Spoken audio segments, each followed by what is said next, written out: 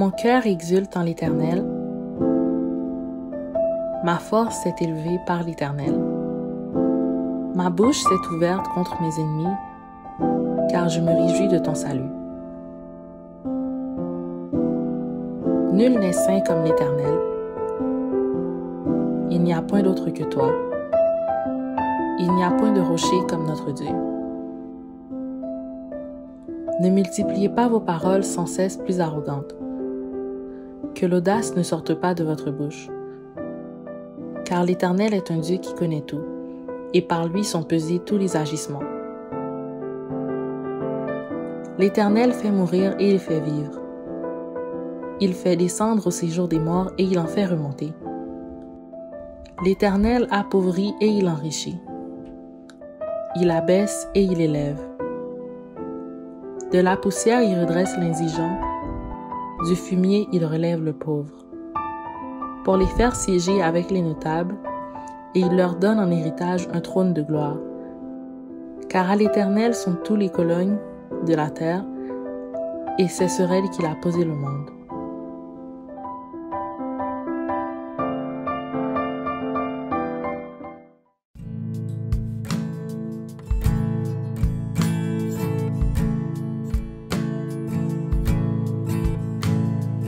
I've heard 1,000 stories of what they think you're like, but I've heard the tender whisper of love in the dead of night.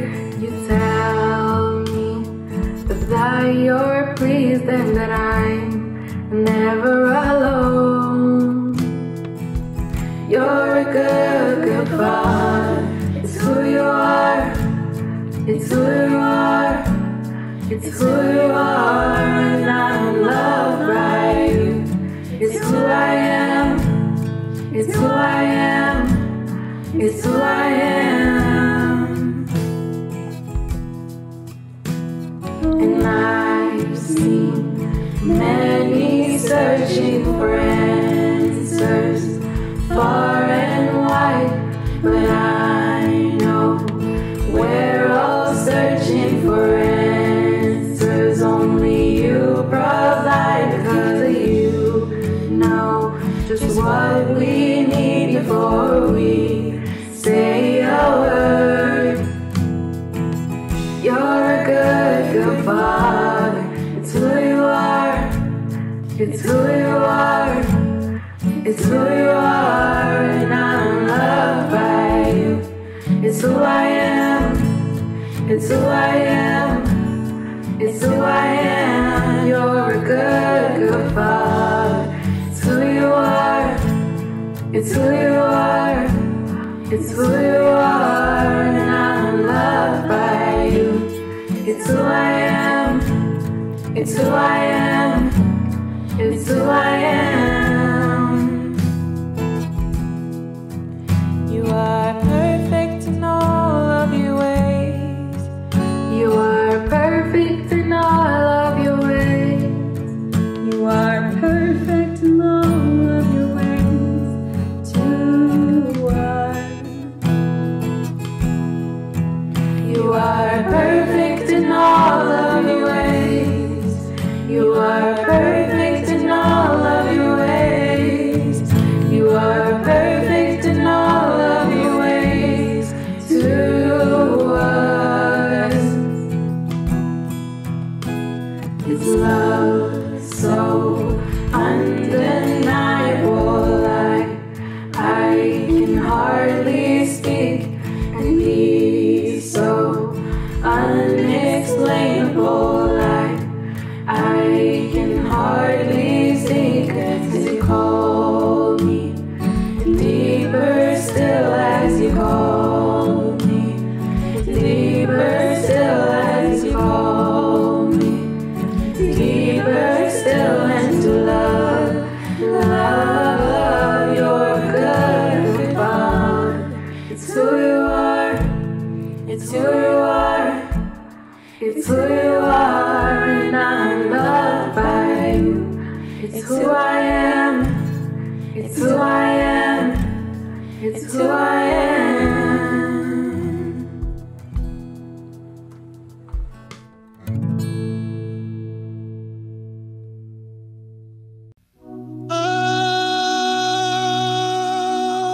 Other gods,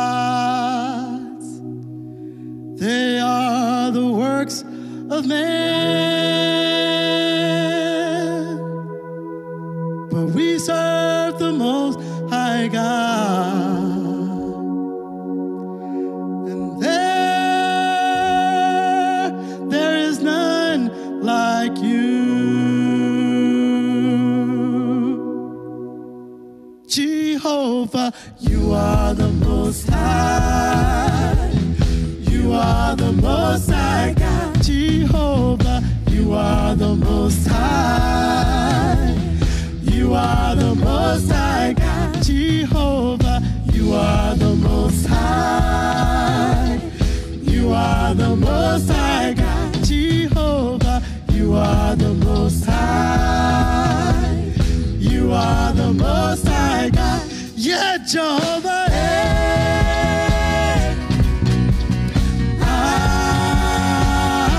Yeah, Jehovah. You are the Most High God. Yeah, Jehovah.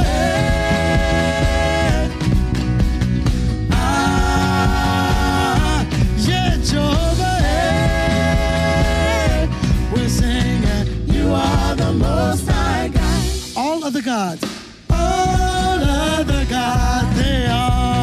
they are the works of man. And you are the Most High God. And there is none like you. All other gods,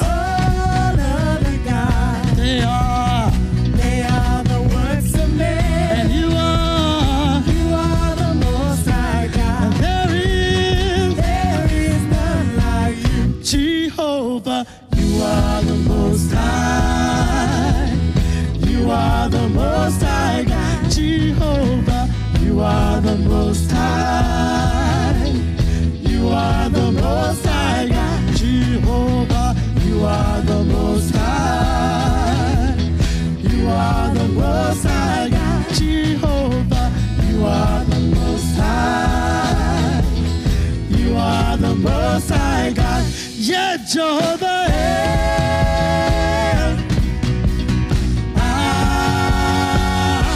Yeah, Jehovah. You are the Most High God. Yeah, Jehovah.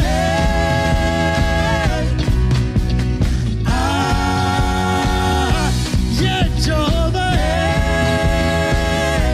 We're singing, you are the Most High God. Elohim, Adonai, Elohim. We call you Adonai, Elohim. We're singing, you are the Most High God. Elohim, Adonai, Elohim. We call you Adonai, Elohim. We're singing, you are the Most High God. Jehovah, you are the Most High. You are the Most High God. Jehovah, you are the Most High. You are the Most High. Little bit softer. You are the Most High. You are the Most High God. Little bit softer. You are the Most High.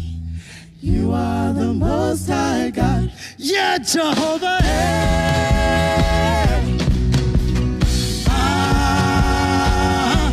Yeah, Jehovah. We're singing, you are the Most High God. Yeah, Jehovah.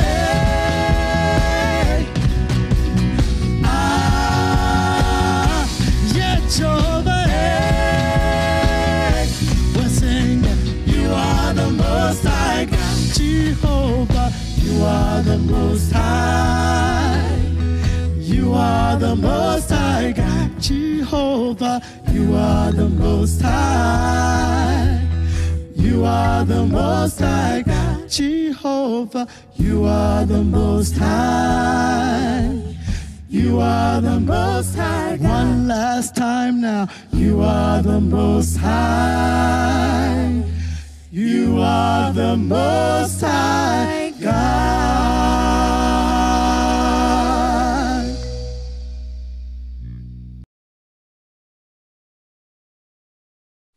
Bonjour les amis, aujourd'hui c'est la fête des pères, donc une joyeuse fête des pères à tous les papas. Le titre de mon message est Le meilleur papa au monde. Je sais que c'est pas très original, mais honnêtement, ce n'est pas mon fort, les titres originaux. Donc, je vous invite avec moi à commencer par un mot de prière. Prions ensemble. Éternel Dieu Tout-Puissant, nous te remercions de nous accorder cette matinée et cette opportunité d'être ensemble pour t'adorer, pour apprendre de ta parole, pour nous rapprocher de toi. Nous te prions particulièrement pour tous les papas dans l'Église et dans le monde, de leur donner du courage, de la sagesse, parce qu'ils ont certainement l'opportunité d'avoir un impact positif sur ce monde. Sois avec nous tous. Nous te prions ainsi au nom de Jésus. Amen. Donc, comme je l'ai dit, le titre de ma leçon ce matin, c'est Le meilleur papa au monde. Donc, c'est un fait généralement accepté que la fête des pères n'est pas au même rang que la fête des mères. Okay? J'espère que vous serez d'accord avec moi. La fête des mères, dans son ampleur, d'après moi, est comparable à une fête nationale comme Noël ou Pâques ou la Saint-Jean-Baptiste. Alors, ce que la fête des pères, c'est comme la Journée internationale de l'homme. Donc, exactement. On ne sait pas quand c'est et plusieurs d'entre nous ne savons même pas c'est quoi. Donc, lorsque c'est la fête des mères, on voit que les enfants se préparent à fêter maman avec de belles cartes, des beaux dessins, petit déjeuner au lit, des bisous. Les papas, quant à eux, les maris, ils vont offrir un bouquet de fleurs extravagant, une sortie au restaurant, des bijoux. Bref, on fête maman de façon grandiose. Et je suis tout à fait d'accord. Je ne dis pas que les mamans ne le méritent pas. Tout au contraire, les mamans sont des êtres admirables, donc il faut célébrer les mamans. Il n'y a pas comme une maman. Mais à mon avis, le monde pourrait en faire plus pour les papas, un peu plus que la tasse de café qui dit meilleur papa au monde et la carte de cadeau Tim Hortons de $10. OK, j'exagère un peu. Mais le fait est que on ne parle pas de la même ampleur ni de la même magnitude quand on compare la fête des mères avec la fête des pères. Donc, la question, c'est pourquoi? Et je pense qu'il y a une raison à tout. Donc, il faut chercher à le comprendre. Pourquoi les pères sont moins fêtés que les mères? Ben, moi, j'étais un papa et une maman à mes enfants. Et je peux dire que pour moi, là, ça fait sens que les mamans sont plus fêtées que les papas. Les papas, on est optionnels. Les mamans sont absolument essentielles. Donc, non, ça me dérange pas qu'on fête moins les pères que les mères. Bonne fête des mères, maman. Moi, j'ai rencontré mon papa pour la première fois quand j'avais 5 ans et je l'ai vu une fois après encore et à l'âge de 7 ans, j'ai appris qu'il était mort. Donc, il n'y avait pas vraiment de relation. Et malheureusement, ce n'est pas un cas unique. Mon cas n'est pas un cas unique. On le retrouve trop souvent, des enfants qui grandissent sans vraiment connaître leur père. Quelques statistiques sur le Canada. Les familles monoparentales en 1961 étaient comptées au nombre de 344 000. Dans 1961, au Canada, il y avait, selon les statistiques, 344 000 familles monoparentales. En 2011, ce chiffre a explosé de plus de 5 fois. Le nombre de familles monoparentales en 2011 au Canada était de 1 570 000. Comprenez-vous? De 344 000 en 1961, et 50 ans plus tard, à 1 570 000 et la majorité de ces foyers sont dirigés par une mère. Le père est absent. Donc, la question que je me pose, c'est est-ce que c'est pas parce que plusieurs papas ratent la cible que la fête des pères n'est pas aussi célébrée que la fête des mères? Euh, en grande partie, on peut remercier la révolution sexuelle pour ce phénomène de famille éclatée qu'on voit dans la société aujourd'hui.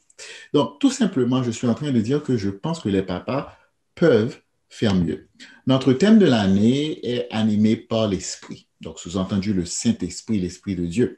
Et puisque si on est chrétien, on est animé de l'Esprit, c'est-à-dire qu'on peut imiter notre Père qui est le meilleur papa au monde.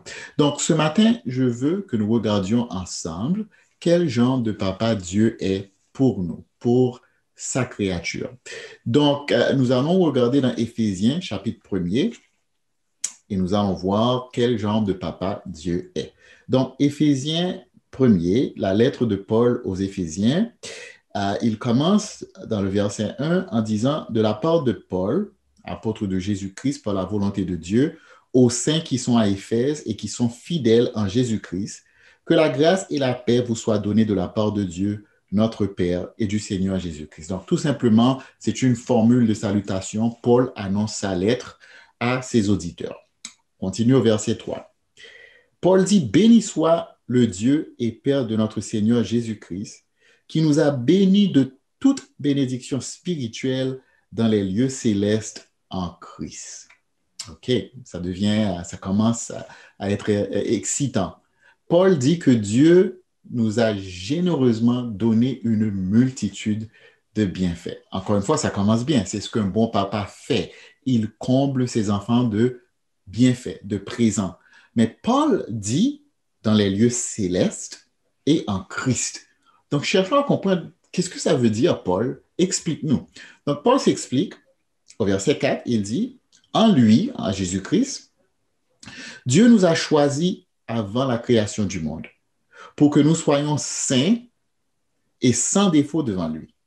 Dans son amour, il nous a prédestinés à être ses enfants adoptifs par Jésus-Christ. C'est ce qu'il a voulu dans sa bienveillance pour que nous célébrions la gloire de sa grâce dont il nous a comblés dans le bien-aimé. » Paul nous explique qu'avant même la création du monde, Dieu voulait que nous soyons saints et irréprochables. Donc, Dieu savait que Adam et Ève, nos premiers parents, allaient se détourner de sa voie et allaient s'entacher de péché. Donc, Dieu n'a pas été surpris par la mauvaise tournure que l'humanité a prise. Mais Dieu avait, bien avant ce fait, bien avant la création, fait les préparations nécessaires pour que nous puissions être ses enfants, pour que nous puissions faire partie de sa famille, pour que nous puissions être sanctifiés, c'est-à-dire mis à part pour lui et irréprochables à ses yeux. On est tous pécheurs, mais par son amour, Dieu nous offre son pardon par Jésus-Christ. Un bon papa pardonne à ses enfants. On le sait tous que pardonner, c'est quelque chose d'extrêmement difficile. Et si vous pensez que c'est facile de pardonner, c'est tout simplement parce que peut-être vous n'avez pas été offensé. Le pardon, ce n'est pas quelque chose de facile. Je me rappelle, surtout quand il s'agit des gens proches à nous, comme les enfants. Je me rappelle, une fois, j'étais à table avec ma famille et mon fils et moi, on était en train de discuter et je faisais ce que, d'après moi, était ma responsabilité de père. J'essayais de l'orienter. Et puis, Nina, ma fille, la sœur de mon fils, m'a repris avec une agressivité que je n'avais pas vue chez elle. Et cela m'a beaucoup blessé, cela m'a beaucoup offensé. Et j'avais à lui pardonner ce tort qu'elle m'avait causé. Et je me rappelle à quel point c'était difficile pour moi de lui offrir ce pardon. Donc, évidemment, j'ai parlé à ma femme Dominique, qui a été très sage, qui m'a orienté vers les actions à prendre. Et je me rappelle, on habitait à un appartement et il fallait aller cogner à sa porte. Donc, c'était une distance de 2 mètres peut-être entre ma chambre et la tienne. Et pour moi, ça représentait une distance comparable à l'étendue du désert du Sahara sur le plan émotionnel. C'était tellement difficile d'aller vers elle et de confesser la peine qu'elle m'avait causée et de chercher à me réconcilier avec elle. Pourtant, c'est ce que Dieu fait pour nous. Et on sait tous que ça lui a coûté énormément, pas moins que le sacrifice de son Fils. Donc, premièrement, Paul nous dit que Dieu nous offre le pardon et c'était une intention préméditée parce qu'il a voulu nous offrir ce pardon bien avant que nous péchions, bien avant la création du monde. Wow! Donc, Dieu nous offre son pardon. Premier cadeau de notre cher papa. Deuxièmement, Paul nous dit que Dieu vient vers nous. Dieu vient vers nous. Il est venu vers nous avant même que nous soyons prêts à l'accepter. Avant la création, Dieu est venu vers nous pour que nous soyons ses enfants adoptifs. Dieu vient vers nous pour nous adopter comme ses enfants. Le mot grec qui est utilisé, c'est euthesia. Euthesia qui veut dire légalement adopté. C'était un terme qu'on utilisait légalement dans le monde, dans la société romaine.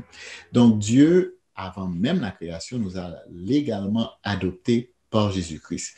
Ça ne veut pas dire qu'il nous a prédestinés individuellement à faire partie de sa famille alors qu'il a prédestiné d'autres à être exclus. Je pense que Paul est en train de parler dans un sens collectif. Il parle en termes de l'Église, que Dieu a fait toutes les préparations nécessaires afin que ceux qui croient en Jésus-Christ puissent avoir ce privilège de lui appartenir, d'être ses enfants adoptifs. Donc, autrement dit, Dieu nous confère une identité. L'identité que nous lui appartenons, que nous sommes ses enfants. L'identité est d'une importance fondamentale.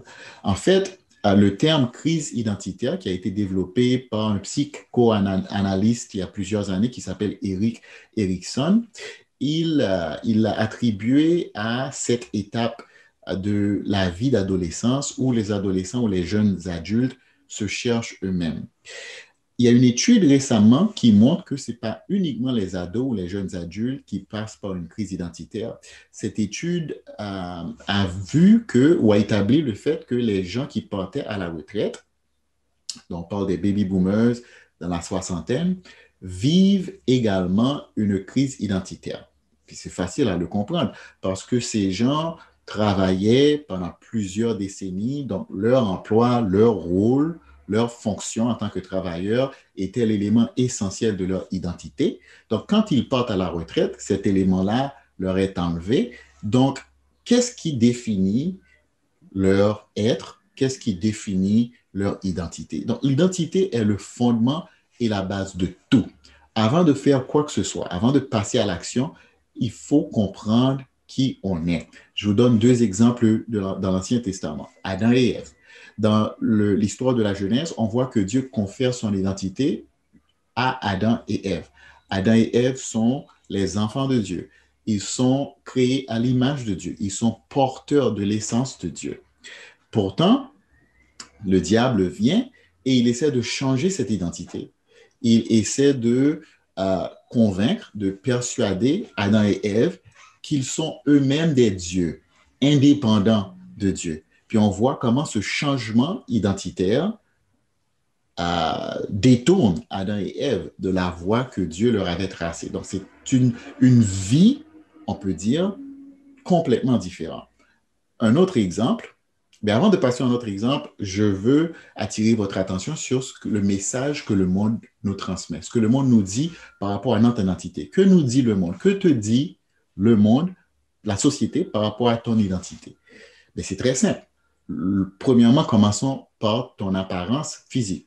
Le monde te dit que tu es blanc, ou que tu es noir, ou que tu es d'origine latine, et que tu es d'origine asiatique. Et intrinsèquement, à cause de ces choses, tu as une valeur et certains privilèges qui viennent avec ça. Je ne dis pas qu'on doit être aveugle, qu'il ne faut pas faire la différence entre quelqu'un qui est noir ou quelqu'un qui est blanc. On a des yeux pour voir, cette différence est nette. Pourtant, lorsque la valeur de l'individu est attachée à son apparence physique, là, il y a plein de problèmes et voilà pourquoi notre société souffre au point où elle en est. Le monde te dit que tu es beau, que tu es belle, ou que tu es laid, que tu es laide, que tu es attrayant ou pas. Le monde te dit que tu es francophone ou anglophone, tu es un immigrant ou un local, tu es instruit ou non, tu es un travailleur col bleu ou col blanc, tu es pauvre ou de classe moyenne, tu es marié ou célibataire, tu es gay ou hétérosexuel. Encore une fois, ces différences existent, mais le monde attache une valeur à ces choses. Et ce genre de classement, ce genre d'étiquette nous colle, détermine notre façon de penser et notre façon d'agir et notre place dans ce monde. Encore une fois, l'identité précède tout. Un autre exemple biblique dans l'Ancien Testament, on voit Dieu appeler Gédéon. Et la première chose que Dieu dit à Gédéon, il dit, Dieu est avec toi, vaillant héros. Vaillant héros. Puis j'imagine que Gédéon, en écoutant ces paroles, a dû se retourner pour voir si l'ange de l'Éternel s'adressait à quelqu'un d'autre. Parce que la réalité, c'est que l'identité de Gédéon, comment Gédéon lui-même se voyait, nous dit quelque chose par rapport au monde dans lequel il vivait. Gédéon nous dit qu'il est le plus petit de sa famille et que sa famille est la plus petite de son clan. Et son clan est le plus petit de la tribu de Manassé. Donc, tout ça pour dire que Gédéon se voyait d'une façon nettement différente de comment Dieu le voyait lui-même. Comprenez-vous? Donc, Gédéon avait une vision différente de lui-même. Qu'est-ce que Dieu te dit par rapport à ton identité? Dieu te dit que, bon, tu es sanctifié, tu es aimé, tu es l'héritier du grand roi, tu es choisi, tu es un prêtre, tu es une nouvelle création, tu es plus que vainqueur. Et si on accepte ces choses de Dieu, ça change la façon dont on se voit, la façon dont on voit notre place dans le monde, la façon dont on agit. Donc, c'est pour ça que dans sa lettre aux Éphésiens, Paul passe son temps à définir notre identité chrétienne. Dans les 3 premiers chapitres d'Éphésiens, Paul parle de l'identité du chrétien. Ensuite, les 3 derniers chapitres, 4 à 6, il parle de la vie, de la conduite du chrétien. Souvent, on met la charrue avant les bœufs. En tant que chrétien, on commence la conversation en parlant de ce qu'on devrait faire. Alors que si on ne comprend pas bien son identité, on ne peut pas passer à une action qui reflète la gloire de Dieu. Donc, Dieu nous accorde l'identité d'être son fils. Quel cadeau! Il y a des millions et des millions d'enfants qui grandissent avec cette crise identitaire parce qu'ils ne savent pas d'où ils sont issus, ils ne connaissent pas leurs parents, ils ne connaissent pas leur père, ils ont cette insécurité avec eux. Mais si tu es chrétien, Dieu te confère ce beau cadeau en te donnant une identité nette et claire. Tu es un prince, tu es une princesse, tu es héritier du grand roi. Continuons notre lecture. Éphésiens 1, versets 7 à 8. Regardons les cadeaux que notre meilleur papa au monde nous donne. Paul continue, il dit, en lui, par son sang, nous sommes rachetés, pardonnés de nos fautes, conformément à la richesse de sa grâce. Dieu nous l'a accordé avec abondance, en toute sagesse et intelligence. Donc ici, Paul nous dit que Dieu nous a offert la rédemption. Il nous a rachetés. Le mot grec apolytrisis, qui veut dire une rançon payée pour racheter un esclave. Donc, nous étions esclaves du péché et Dieu nous a rachetés. Donc, le cadeau que Dieu nous donne ici, c'est une délivrance. Une délivrance par rapport à notre état de pécheur, une délivrance par rapport à notre culpabilité, une délivrance par rapport au poids que nous trimbalions avec nous partout dans la vie. Un bon papa délivre ses enfants. Un bon papa fait tout pour secourir ses enfants, pour les sortir du pétrin. Je me rappelle qu'il y a plusieurs années, je pense que c'était en 2011 ou en 2012, Dominique et moi, nous habitions à Henri Bourassa et notre fils Esaïe était au camp en Philadelphie, aux États-Unis. Puis, au milieu de la nuit, à 3 heures du matin, on reçoit un appel. Je ne sais pas pour vous, mais je déteste ce genre d'appel parce que on s'attend au pire. Si quelqu'un vous appelle à cette heure, c'est parce que c'est urgent. Surtout lorsque l'appel a à voir avec vos enfants. Donc, on prend le téléphone, 2 heures ou 3 heures du matin, puis le gars, le frère nous dit, écoutez, je vous appelle à propos de votre fils. Wow! La première pensée qui m'est passée à l'esprit, c'était, OK, il s'est noyé dans un lac, où il a eu un accident et puis il est à l'hôpital, où il gît à 2 doigts de la mort. Bien heureusement, ce n'était pas le cas. Le moniteur du camp nous explique que notre fils avait joué un mauvais tour à quelques enfants dans le camp. Il leur avait fait une farce et la politique du camp, c'était que ce genre de choses-là était intolérable et qu'il fallait le ramener. Il fallait venir le récupérer. Donc, à 3 heures du matin, après le coup de fil, imaginez-vous notre joie, bien sûr, je plaisante, on était frustrés, on était découragés, on était perturbés. Dominique a dû prendre l'auto pour une raison que je ne me souviens pas, je ne pouvais pas l'accompagner. Elle a conduit de Montréal jusqu'à Pennsylvanie pour aller récupérer notre fils. Wow! OK. C'est pas qu'on avait le désir de le faire, c'est pas que ça nous plaisait, mais en tant que parents, c'est ce qu'on fait pour nos enfants. Qu'on le veuille ou non, on est prêt à faire des sacrifices pour les secourir. Maintenant, voilà la question que je vous pose. On a été créé à l'image de Dieu. Donc, d'où nous vient cette impulsion d'aller au secours de nos enfants? Ben, évidemment, ça vient de Dieu. Dieu nous délivre en tant que bon papa. Et c'est ce que Paul est en train de nous dire. On continue avec les versets 9 et 10. Versets 9 et 10, Paul dit, « Il nous a fait connaître le mystère de sa volonté, conformément au projet bienveillant qu'il avait formé en Christ, pour le mettre à exécution lorsque le moment serait venu, à savoir de tout réunir sous l'autorité du Messie, aussi bien ce qui est dans le ciel que ce qui est sur la terre. » Paul parle ici du mystère, quelque chose qui était caché, que Dieu finalement décide de révéler à l'humanité. Et le mot qu'il utilise ici, la phrase, le mot qui a été traduit par la phrase de tout réunir sous l'autorité du Messie. C'est un mot grec, anekephalaisotai. C'est très difficile à prononcer, c'est encore plus difficile à comprendre. Plusieurs théologiens disent que ce mot n'est pas de mot anglais pour traduire ce mot. Donc, c'est pour ça que les traducteurs essaient avec toute une phrase. Et l'idée, peut vouloir dire que quelque chose c'est réunir, c'est l'action de réunir. C'est aussi l'action de résumer. C'est l'action de récapituler.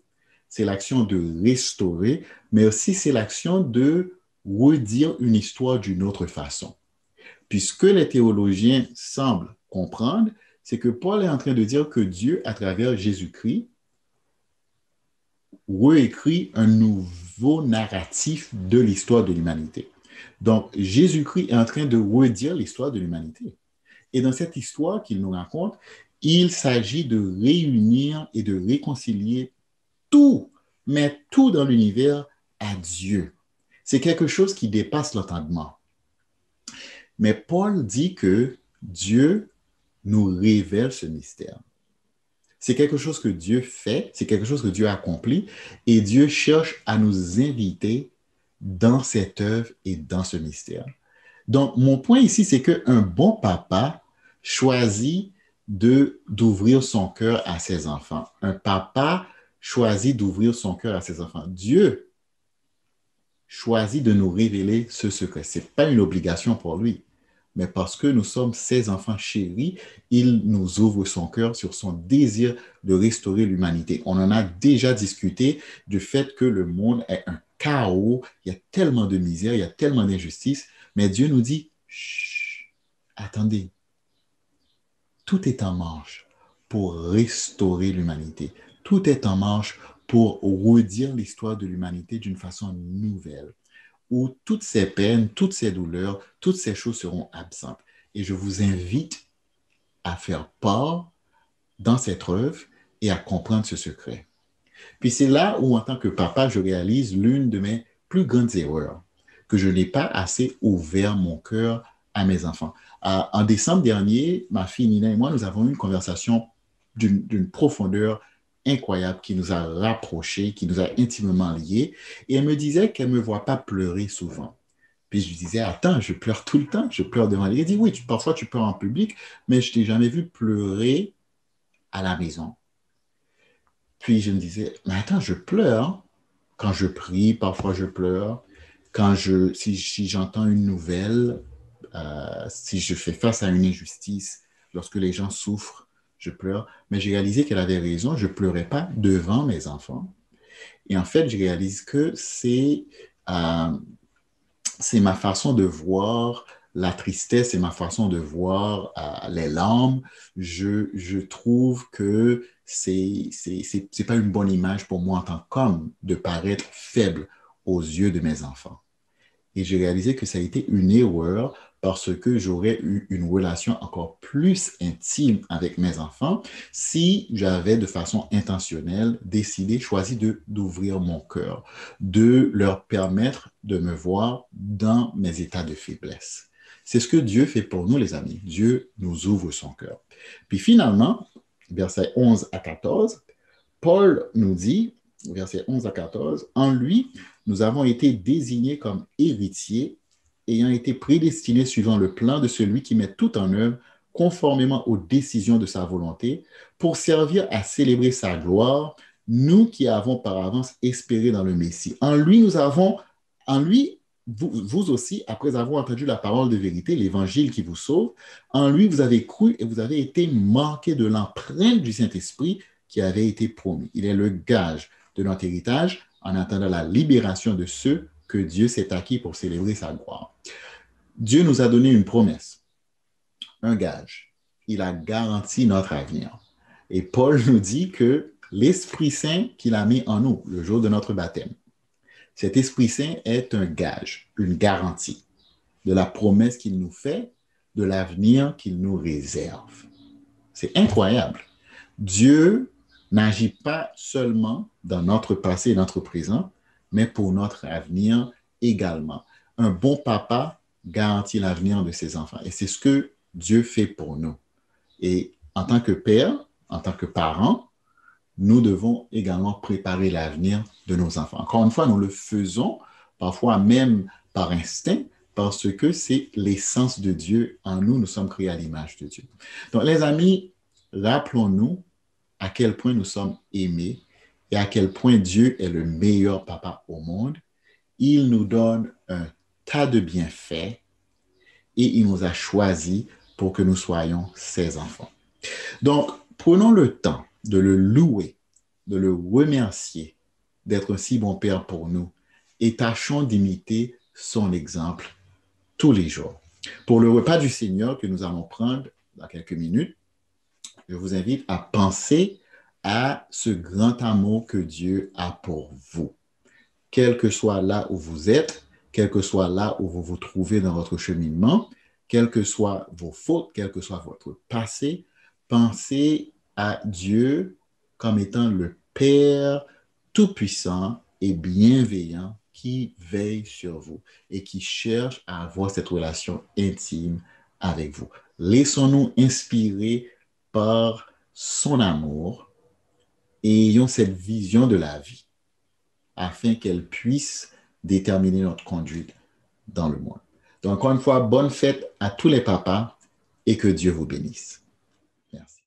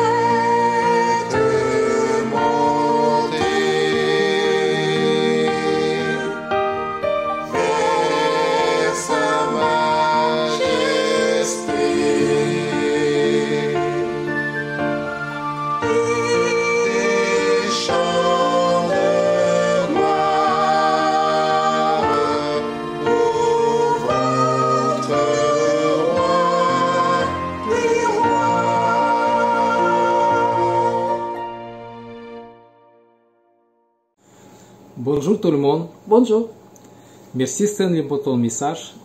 C'était vraiment inspirant de réaliser que nous avons tous le meilleur Père céleste.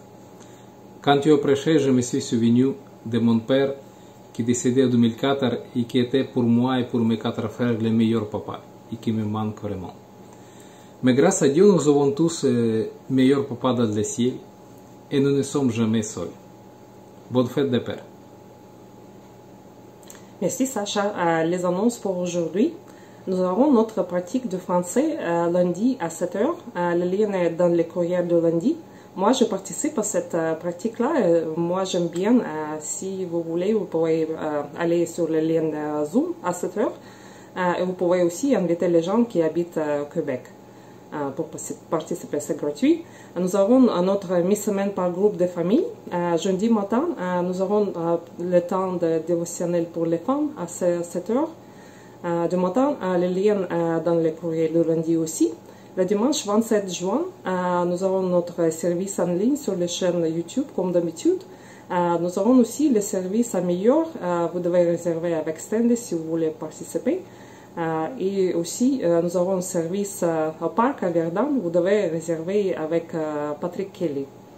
La campagne de collecte spéciale 2021 est ouverte. Aidez-nous à continuer l'œuvre d'évangélisation à Cuba, à Haïti et à Montréal. Allez sur le site web de l'Église pour donner. Merci beaucoup. Bonne fête de Père. Bonne fête de Père. Bye.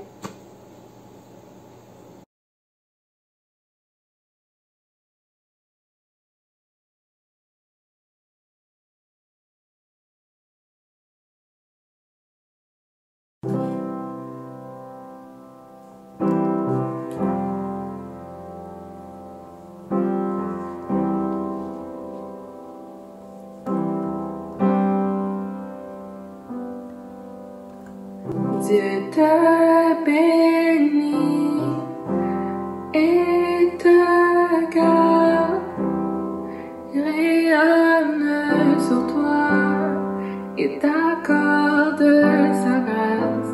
Ton Dieu seul tourne vers toi, te donne paix. Dieu te bénit et te garde, il rayonne sur toi et t'accorde sa grâce. Ton Dieu seul tourne vers toi, te donne paix.